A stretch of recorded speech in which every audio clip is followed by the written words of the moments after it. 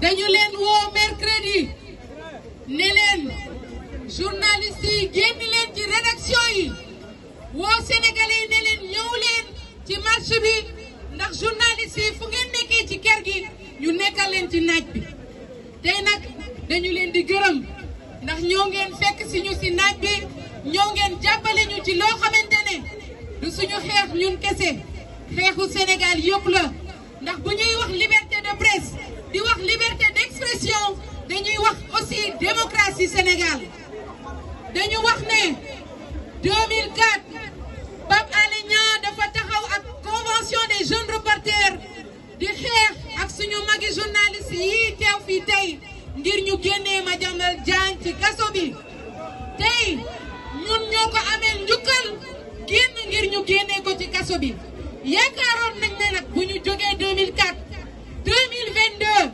Sénégal dina toll foo xam ne journaliste du duggati ci kaso ndax place journaliste nekkul kaso place journaliste ci rédaction yi la te foofu la noot ak yelleefu journaliste yi tàmbalee ñu ngi leen di gërëm di leen sant amuñu seen fay wante li ñuy def nii tey tàmbali la te duñu bàyyi tànk Pape Alé Niang ak otage yi nekk ci biir prison yi ndax liberté d'expression ak liberté de la presse kenn génnewu leen duñu bàyyi bu ñu jàppee ñu jàpp bu ñu bàyyiwul duñu bàyyi bu ñu jàppee ñu gën a dëgëral ndax buñ ko deful Pape Alé man la Pape Alé yéen la Pape Alé Sénégal yëpp la li ñuy doxalin ko Pape Alé suñu bopp lañ koy doxal dama bëgg sénégalais yëpp dégg ko ngeen xam ni lu daan journaliste daan benn sénégalais daan na leen yéen ñëpp amuñu seen fay ñu ngi leen di gërëm di leen sant di remercier journalistes yi yëpp ñoom ñëpp ñi fi teew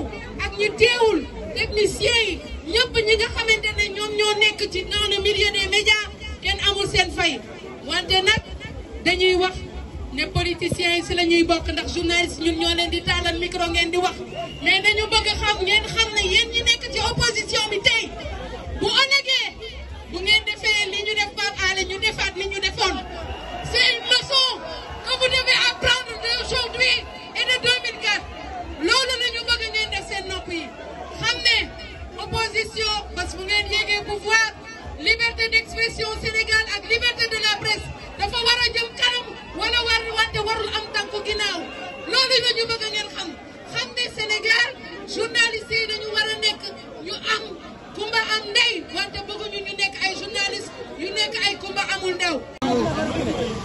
Mon frère et aîné, le doyen Mamadou Oumar Ndiaye, nous avons le plus grand plaisir d'être là. Nous avons le plus grand plaisir d'être là à vos côtés parce que ce combat, nous ne sommes pas des spectateurs là-dedans. Nous sommes partie intégrante de ce combat. Dieu merci. Tout le monde rappelle la marche de 2004 qui a consisté à demander la libération de Madiambal Diagne à l'époque. Nous avions eu à l'époque le privilège d'y prendre part en tant que membre du SYNPICS. Je vous transmets à vous, Assemblée, les salutations et les encouragements de Diatou Cissé, qui aurait aimé être là avec nous, mais qui a eu un empêchement de dernier moment. Juste dire que nous sommes désolés qu'en 2022, qu'on puisse devoir mener ce genre de combat que nous pensions vraiment derrière nous.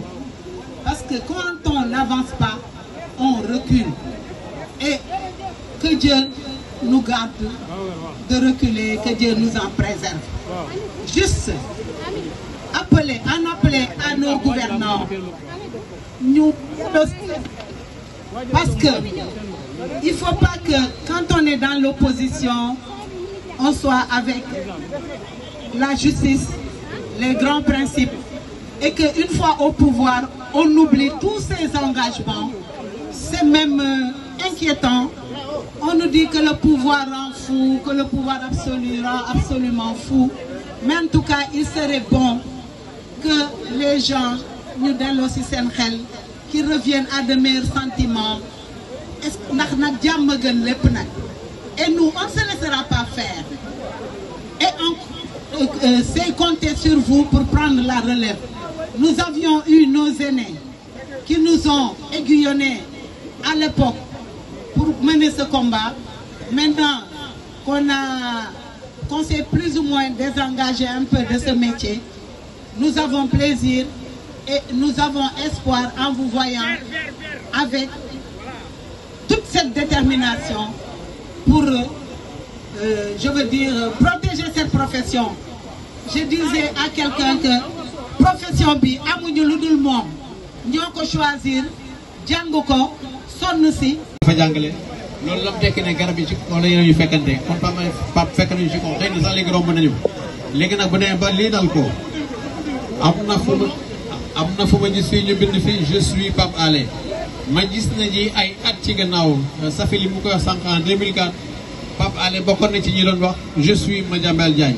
Donc li ñuy ñaan mooy bu fi kenn amaat di wax ne je suis X je suis Y maanaam yii la yem fii parce que kat liberté de la presse dañu wax ne ji moom mooy suuxat démocratie moo koy téye image bi li ma óor mooy pouvoir public yi kontaanuñ ci parce que naka nga mën a toog am réew bu ñu ooyee démocratie lu mel nii di fam ñu ne ab journaliste lañ jàpp journaliste bi lu mu doon def ab liggéeyam la doon def boo ci àndee noonu la boo ci àndul noonu la ñu xam ne nag li ñuy wax ne menace à la liberté de la presse ce n'est pas seulement une affaire des politiques c'est vraiment tout le monde. Il peut y avoir parfois des cas où le journaliste est menacé dans sa sécurité et dans son travail par d'autres forces, par d'autres groupes, par d'autres lobbies. C'est donc une question de dire que la liberté de la presse ne peut pas être une affaire évidemment close, terminée pour de bon. Le combat, il doit être quotidien et le combat, il doit être permanent.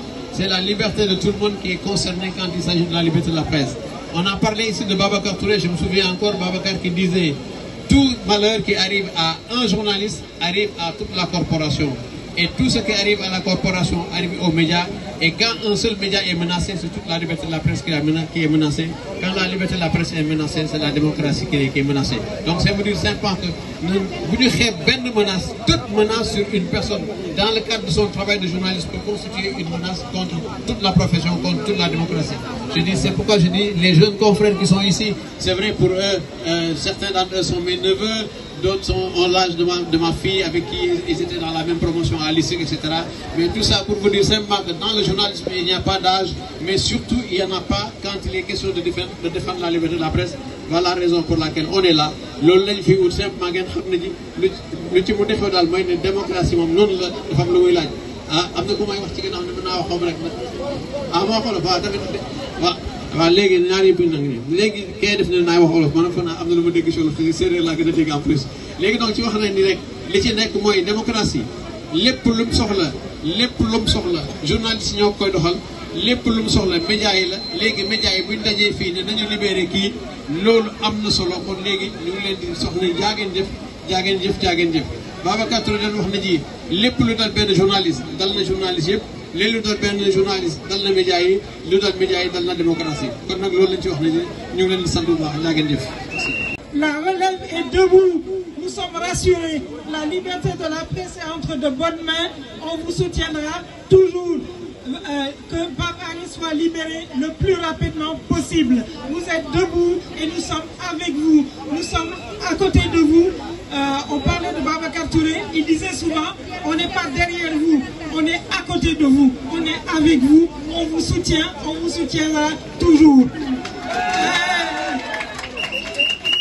Les doyens ont parlé de 2004, quand on s'est mobilisé pour que soit libéré Madiambal.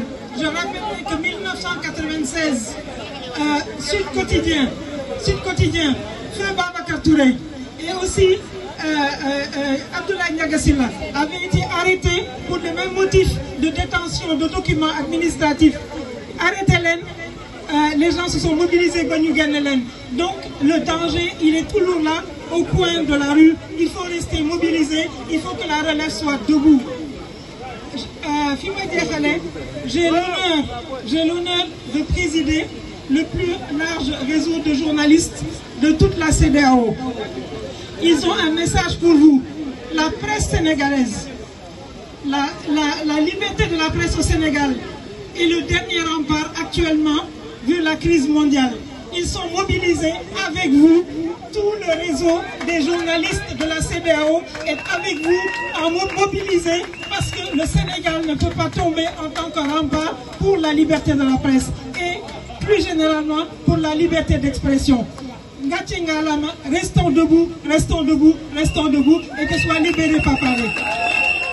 Merci beaucoup.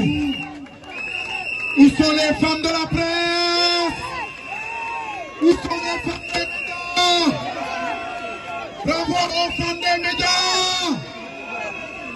Où sont les jeunes de la presse? La jeunesse. Où sont les jeunes? Où sont les doyens? Mention spéciale aux doyens. Maximum de bruit pour les doyens.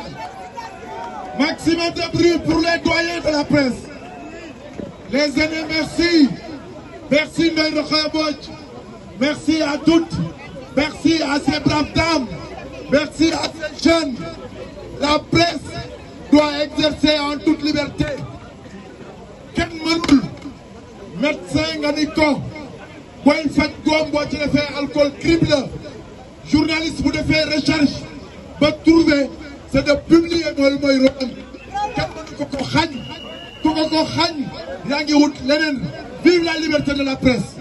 Abibou Mbaye bi daanaka lépp ñu fi jaar sànq wax nañ ko. Et puis d'abord di saluer la forte et belle mobilisation bi ñu gis tey jii ñu bari yaakaar nañ ne lii du am tey jii mais vous avez démontré le contraire que journaliste mën nañ libérer tout le monde. am na ko wax sànq ne journaliste bu ñu ko téye rek c'est la démocratie qui est en danger moo tax mbiru Pape Alé Niang du mbiru journaliste yi rek du mbiru société civile rek mais mbiru tous les Sénégalais la moo tax tey ñu ngi remercier toutes les organisations de presse de la société civile politique et toutes les organisations internationales qui nous ont rejoints dans ce combat. tey wax nañ ko Pape Alé Niang fa mu nekk tey du place am loolu mooy dëgg ndaxte Pape Alé Niang bu ñu ko téye c'est la presse sénégalaise qui est en danger, c'est la presse sénégalaise qui est bâillonnée, c'est la presse sénégalaise qui est emprisonnée loolu nañ ko xam te nag loolu dañ ci war a xar suñu tànk tubéy pour mu dakk. ñu ngi nuyu bu baax toute la mobilisation tey jii au-delà de Dakar toutes les régions du Sénégal tey ñu ngi def manifestation mu nekk lu rëy loo xam ne vraiment dañ koy rafetlu ñun ñi nga xam ne mooy CAP. benn affaire boo xam ne dama ko ci bëgg a ajouté mobilisation bi des na warul yem fi mu nekk vendredi fii am na yeneen plan d'action yoo xam ne dañ ko def bu ñu libéré wul Pape Alé Niang parce que tant que libéré wuñu ko ñun duñ ko di nelaw tant que libéré wuñu ko duñ arrêté suñu marché yi tant que libéré wuñu ko duñ arrêté suñu sigil moo tax ñu ngeen laaj ngeen continuer di mobiliser wu bu baax a baax pour que Pape Alé Niang soit libéré le plus rapidement possible. léegi nag am na déclaration bu am importance boo xam ne dañ koy wax léegi sama naataango Ibrahima Lissa Faye moo koy wax déclaration boobu nag dañu bëgg ñëpp toogee ko ñëpp déglu ko ngeen mën ko yóbbaale wasalaam merci. S'acharnent sans cesse et comme ils peuvent à rétrécir chaque jour les espaces d'expression professionnelle et citoyenne. C'est inacceptable, mais cela vaut aujourd'hui privation de liberté aux journalistes Pape Alé Niang et c'est cela que l'État du Sénégal doit entendre et accepter une fois pour toutes. Aujourd'hui, sa libération immédiate et inconditionnelle est une urgence nationale et même internationale. Libérez! Libérez! Libérez! Libérez! Libérez!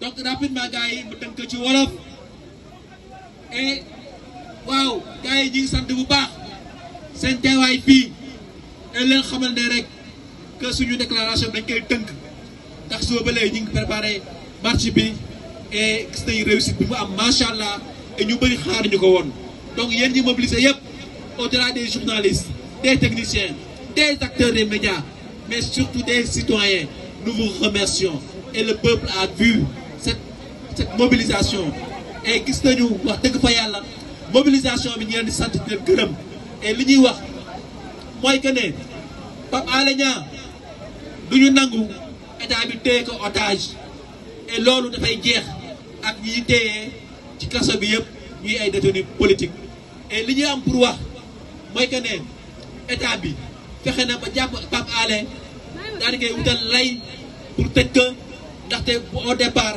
ñi ngi doon wax rapport interne bu gendarmerie waaye gis nañ ko ne teg nañ ko fële andi yeneen i chef d'inculpation yoo xam ne dara taxawu ci prétexte boobu nag duñ ko nangu ndax bu ñu jógee ci Pape Alé ñi ngi jëm si ñun ñëpp donc tey journaliste yëpp ñi ngi en sursis muy tey muy suba muy fii ba 2024 ku nekk mën naa dugg kaso bi ñu toog di seetaan nag moo tax nag ñu commencé tàmbali rek xeex bi te leen xamal ne tey jii dañuy la première phase bi jeex bu ko jaree ñu dem deuxième phase bu ko jaree ñu dem troisième phase bu ko jaree ñu dem quatrième phase ba cinquième phase et du ñu bàyyi dara waaye nag ñu leen di xamal que ne dinañu jéem fexe tout négocier def tout pour Pape Alé génn et bu génnul du ñu dakkal mobilisation bi kaay leen takk leen daal yi ngeen waajal nga xam ne fii ak muy génn fii ba bañ koy bàyyi dinañ def ci marche nañ si tit et nañ seeti ambassade yi nañ def lépp lu ci war en tout cas di leen sant leen gërëm ci mobilisation bu am solo bi libéré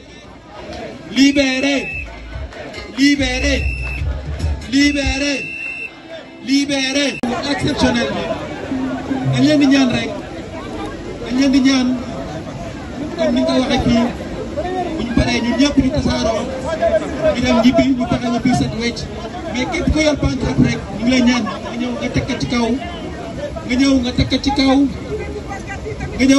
ci kaw camion bi bâche yi aussi ñu delloo ko ci kaw camion bi et vraiment ñi ngi jégalu ci désagrément yi nga xam ne am na ci circulation bi di remercier yéen di jël seen temps depuis 15 heures ba léegi nekk ci marché bi ci naaj bu tàng bi ñu ngi leen di jégalu leen baal àq donc nag marché bi mooy tëj première phase suñu plan d'action mais aussi dina am yeneen bu ko jaree ñu def ko deuxième phase ba troisième phase mais ñaan ñu ko yàlla balaa boobu ñi ngi ñaan yàlla Pape Alé génn ci kaso bi yeneen détenus yi aussi génn ci kaso bi et vraiment démocratie Sénégal di gën di jëm kanam donc sans plus tarder déclaration bi dama koy tënk ndaxte suba ba léegi ñu ngi ci préparatif bi yéen aussi ngeen bàyyi seen yitte et circulation yi ñu perturbé yëpp moo tax damay tënk déclaration bi li ñu des yónnee naa ko déjà taskatu xibaar yi donc jot nañ ci.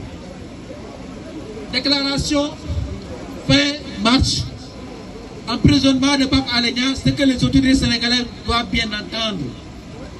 La coordination des associations de presse exige encore une fois la libération immédiate et inconditionnelle de Pape Alé Niang, emprisonné dans l'exercice normal de ses fonctions de journaliste. Elle rappelle au gouvernement du Sénégal que la liberté de presse n'est ni négociable ni à marchander. Cette liberté n'a donc pas vocation à être administrée par un État dont on voit ce que peuvent être les penchants des affaires présumées privées. Pour la protection, c'est en mettant un terme net à cette fuite en avant dans l'agression permanente contre les libertés que les plus hautes autorités de ce pays aideraient à asseoir un New Deal dans l'espace public. waaye duñ ko nangu tey duñ ko nangu ëllëg et bu jaree ñu xeex ba bàyyi suñu bakkan ci tali bi dinañ ko def. C'est sur d'autres fronts qu'elles sont donc appelées à exercer leur expertise si tant et qu'elles sont conformes à l'intérêt général. Quand les politiciens s'acharnent sans cesse et comme ils peuvent à rétrécir chaque jour. Je l'ai sorti depuis 2009.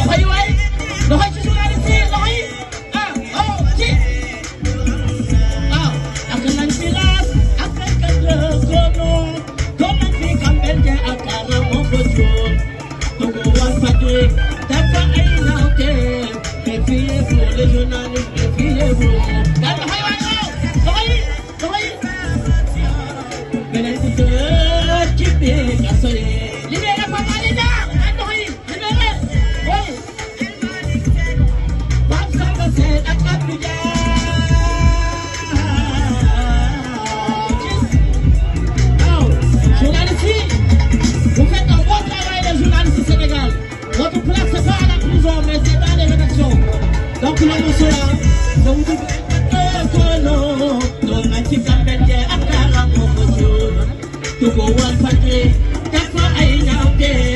méfiez-vous, les journalistes, méfiez-vous. Vous êtes deux, donc on ira manquer pour payer la semaine. Il me dit son chef, la qui est rage. Maintenant votre nom de loger, votre fier de l'âge. Informez-vous, c'est moi du préto. Méfiez-vous, les journalistes, méfiez-vous. La qui est rage. Faites votre nom de loger, votre fier de l'âge. Informez-vous, c'est votre préto. Méfiez-vous, les journalistes, méfiez-vous. ñun en tant que Colideb xam ngeen ne xeex bi ñuy xeex yemul rek ci Pape Alé Niang waaye nag dañuy xeex pour tous les détenus politiques ñëpp koo xamante ni jaay nañu la doole tëdd ci biir kaso bi ñun dañu lay xeexal te bu ngeen xoolee bi ñu jàppee Pape Alé Niang mën naa ne ñun ñoo ko njëkk pour rendre ko visite pour dem xool ko ndaka la def ndaka yaramam nu mu def parce que ñun dañu gëm ne képp koo xam ne tooñ nañ la jaay la doole dañu war a nekk ci sa wet. Comme tey ni mu dalee Pape Alé Niang comme ni mu dalee Abdou Karim Gueye ak Cheikh Oumar Diagne waaye di leen wax ne leen am na ay doomu sénégalais yoo xamante ni nii jàpp nañ leen ci kaso bi bientôt loo bu 5 mois di leen giñ ay forces spéciales ku ci mel ni suñu yaay Amy Diack ñi mu àndal waaye Abdou Karim Gueye ak Cheikh Oumar Diagne ku nekk xam na ne dañu nekk ay nit ñoo xamante ni nii depuis ay at ak ñi ngi ci wetu sénégalais yi di leen xeexal ñooñu waruñu leen seetaan waruñu def ginnaaw ci combat bi. parce que bu ñu fi nekkoon képp koo xam ne jaay nañ la doole dañuy nekk sa wet pour jàppale la ku mel ni Papito Kara Ousmane Diagne bu ñu demee bay jàpp nit ci ay revue de presse Ousmane Diagne ci ay reetaan c'est parce que nag jot na yéen ñëpp ngeen xam ne yéen ñëpp yéen a ngaa suuti te combat bi combat ñëpp la war a doon. combat bi nag bu leen ko bàyyee ak journalistes yi bu leen ko bàyyee ak Colideb bu leen ko bàyyee ak mouvement citoyen yi parce que ñun waa Colideb dinañu continuer le combat. ànd ak presse bi ànd ak képp koo xamante ni bëgg nga nekk ci xeex bi pour que ñu libéré ñi nga xamante ni nii jàpp nañ leen ci kaso bi ci jaay doole ci loo xamante guñu ko fenn te dañ leen war a libérer libérer les otages libérer les otages libérer Abdou Karim libérer Cheikh Oumar Diagne nañu leen libérer te bàyyi jaay doole bi nekk ci réew mi jërë ngeen jëf. place de l'Obélisque waaye ñu xam ni ñii taxaw mooy waa CAP war a xeexal Pape Alé Niang te ñun ñu jàpp ni tey Pape Alé Niang dafa bokk ci ñoo xamante ne ay détenus politique la moo waral tey ñu jàpp ko dafa nekk koo xamante ne dañ ko jàpp ci ay délit d'opinion te bu ñu xoolee ci ay charges yoo xamante ne moom lañ teg ci nos doom bokk na ci diffusion de fausses nouvelles te ñun ñu ngi nekk di xeexal depuis lors dañ leen di toppee diffusion de fausses nouvelles moo tax ñun ñu bàyyi suñu manifestation tey ñëw dooleel presse bi parce que dañoo jàpp ni ñun ak presse bi ñoo bokk ay cible dañoo jàpp ni ñun ak presse bi ñoo bokk lu ñu indi fii dañoo jàpp ni yéen ñii ñëw fi yéen a waroon nekk place de l'Obélisque donc autant ñu leen di déplacer place de l'Obélisque wala ñu leen déplacer Diédo ñu indi leen fenn foo xamante ne foofu ngeen di daje pour dire d'une seule voix libérer Amy Diack pour dire d'une seule voix libérer Bouna Ba pour dire d'une seule voix libérer Abdou Karim Gueye pour dire d'une seule voix libérer Cheikh Oumar Diagne pour dire d'une seule voix libérer Ousmane Diagne pour dire d'une seule voix libérer Papito Kara mais pour dire d'une seule voix libérer Pape Alé Niang waaye nag ñun waa Colideb dañuy continuer suñu combat parce que tey jàpp nañu mënuy ñëw di manifester journalistes yi aussi di manifester feneen waaye ay bés yu ñëw feneen dinañ woote Sénégalais yi ñëpp ñu ñëw wax fekk si ñu pour ñu wax ak ñoom de telle sorte que ni ñëpp xam nañ kan moo jàpp les otages politiques 21 otages politiques yi ñun xam nañ kan moo leen jàpp te dinañ wax ak moom mu bàyyi otages politiques yi. libérez libérez libérez libérez merci beaucoup. li ñuy tàmbalee suñu kàddu mooy biñ fi yéegee dañoo ne ni kat dafa am ay kàddu yoo xam ne waruñu ko yëkkati ay kàddu dëgg yoo xam ne waruñu ko yëkkati ndax ki nga xam ne moom moo jàpp détenu yëpp ñu ne waruñu koo ne mu jóge ci bopp réew mi duñ ko wax nag de ndax respecté nañ leen waaye lenn lay leer tey détenu politique yi la ñuy xeexal tey Pape Alé la ñuy xeexal mais fi nekk saa ñu baaraam fa muy gën a méttee yéen ñii ñëpp dinañ leen jàppi tey mbaa ëllëg fi nekk yéen a ngi bëgg doon ñu dëggu tant que saa ñu baaraam fi muy méttee yéen ñii ñëpp dinañ leen yóbbu à moins que ngeen bëgg doon des journalistes corrompus ñun dëgg moo ñu tax a xeex dëgg moo ñu tax a jug te fi leen dëgg googu fi leen ñi ngi xeexal dëgg googu dañuy sànni baaraam fi mu gën a méttee mooy ki jiite réew mi moom mooy jàpp képp koo xam ne dëgg moo la tax a jug tëj la képp koo xam ne li mu bëgg dëppoowul ak bëgg-bëggam